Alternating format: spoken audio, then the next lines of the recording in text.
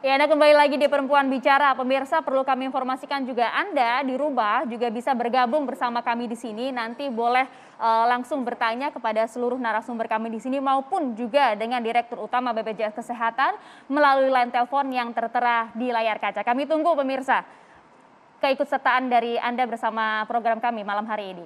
Nah, tapi sebelum kita lanjutkan lagi, Mbak Devi, Bu Husnul, dan juga Bu Mufidah, serta Pak Dirut yang terhubung bersama kami, kita coba akan simak terlebih dahulu. Saya mau bacakan terlebih dahulu beberapa headline dari media online yang sempat kita cuplik informasi berikut ini. Nah, ini ada BPJS Kesehatan jadi syarat bikin SIM hingga naik haji. Pekerja bilang nggak nyambung, katanya begitu. Ada juga yang bilang Komisi 2 DPR mengkritisi juga. Jadi sebenarnya ini konyol dan irasional. Banyak juga komentar-komentar yang memang tidak menyetujui dengan adanya hal ini. Ada juga yang bilang kemudian bahwa BPJS Kesehatan dalam jual beli tanah mulai 1 Maret ini diterapkan syaratnya sudah mulai berlaku per 1 Maret ya. Ada juga beberapa yang bilang warga juga merespon malah menghambat informasinya. Jadi birokrasi sudah semakin panjang, aturan ini bertambah katanya malah semakin menghambat. Ada juga anggota DPR Nasdem yang juga mengkritisi mengenai hal ini. Disebutkan juga mempersulit ini Pak gitu ya. Oke, ada lagi? Ini juga ada yang juga menyampaikan di BPJS Kesehatan jadi syarat urus dokumen penting. PKS bilang bentuk keputusasaan pemerintah. Benarkah demikian? Nah, kita akan coba langsung tanyakan kalau begitu bersama Direktur Utama BPJS Kesehatan. Boleh langsung dijawab kalau begitu Pak Dirut. Jadi sebenarnya ada apa? Betulkah ini keputusasaan pemerintah? Baik, terima kasih Mbak Maria. Jadi pertama-tama kami sampaikan ya, adanya Inpres itu adalah instruksi internal dari Presiden kepada bawahannya. Jadi tentu itu hak Presiden untuk menginstruksikan. Tetapi instruksi ini memang sangat amat penting. Kenapa? Karena banyak orang tidak sadar dan tidak tahu bahwa pemerintah negara itu berkomitmen untuk memastikan bahwa seluruh anak bangsa memiliki perlindungan jaminan sosial di bidang kesehatan. Karena kesehatan adalah hak dasar. Ya. Nah, tentu tadi yang disampaikan Bu Devi, terima kasih. Dari penelitiannya melihat sendiri bagaimana manfaatnya. Luar biasa. Dan manfaat ini memang sangat terasa kalau pas sakit gitu. Nah, untuk tentunya Bu Husnul tadi belum pernah ya, otomatis sudah menjadi peserta, tetapi belum pernah memakai. Itu terima kasih, artinya Ibu sebagai warga negara yang baik ya, artinya Ibu telah gotong royong saling menolong sesama anak bangsa. Nah, tentu tadi Bu Husnul mempertanyakan ya, apakah ini public good atau private good? Jadi di undang-undang ya, SJSN, Undang-Undang Nomor 40 tahun 2004 ya, itu sudah disebutkan pesertanya wajib. Nah, ini disebutkan di situ tugasnya BPJS itu adalah untuk private good atau yang disebut dengan upaya kesehatan perorangan, bukan yang public goods.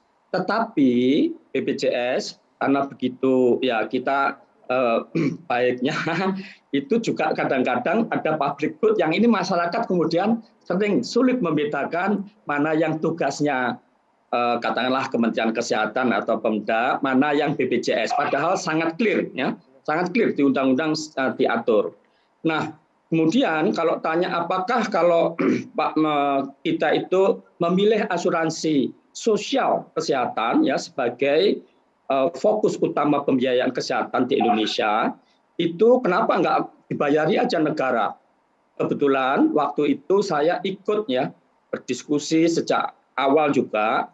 Nah waktu itu kalau kita melalui pajak, jadi pembiayaan itu pada prinsipnya ada dua, tax-based system yang ditanyakan Bu Husnul tadi, dan itu banyak di negara-negara Commonwealth. Kemudian ada yang sifatnya itu asuransi. sosial ya. Ada juga asuransi komersial kayak di Amerika, tapi tidak semua. Nah, kita waktu itu yang punya NPWP itu kurang dari 2 juta, katakanlah sekitar 2 jutaan. Bagaimana 2 juta bisa membiayai sekian banyak? Oke, akhirnya diputuskan dengan asuransi sosial. Dan waktu itu kemudian Undang-Undang Nomor 40 SJSN ditandatangani tahun 2004. Dan kewajiban ini ada di PP juga 86 tahun 1983.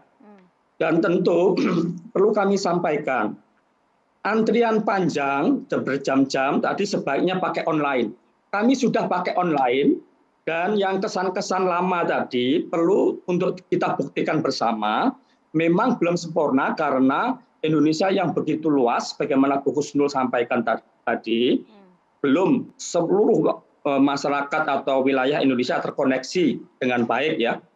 Nah, sekarang ini kita untuk mencetak kartu BPJS atau mengecek keaktifan pesertaan kurang dari 5 menit ya.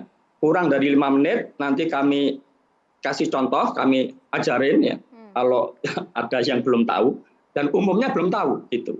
Nah, itu yang pertama. Yang kedua, tentu ini yang salah tadi bahwa SIM ya dan lain sebagainya, STNK, umroh segala macam belum ya.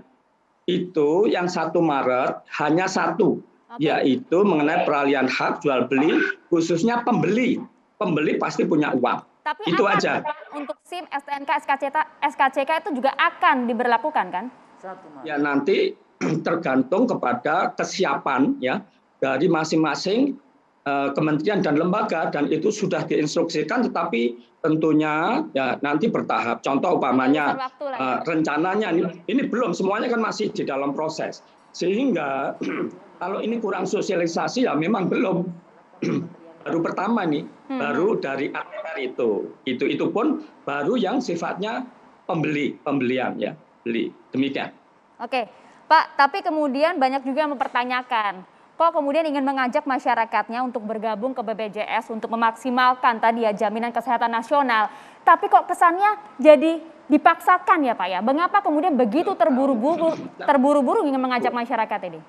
Sebentar. Tadi kan sudah kami sampaikan. Tahun 2004 ya, itu sudah diwajibkan. Tahun 2011 Undang-Undang 24, undang-undang loh, semua undang-undang. Tolong nanti dibaca ya. Itu sudah diwajibkan.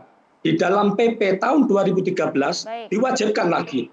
Di dalam peraturan, jadi ini bukan dadaan, bukan, tetapi pada tidak tahu, untuk diketahui ya, kepesertaannya sekarang sudah 86%. Tinggal sedikit saja.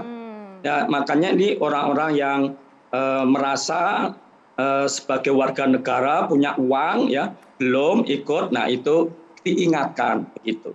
Kalau namanya beli tanah, beli rumah tadi, belum menjadi peserta, apa nggak jadi pelayanannya? Jadi tetap diproses. Itu dia, Pak. Tapi iya tetap diproses, nanti di akhirnya itu ditanyakan. Nah gitu. Jadi ini banyak mispersepsi. Demikian. Oke, kalau begitu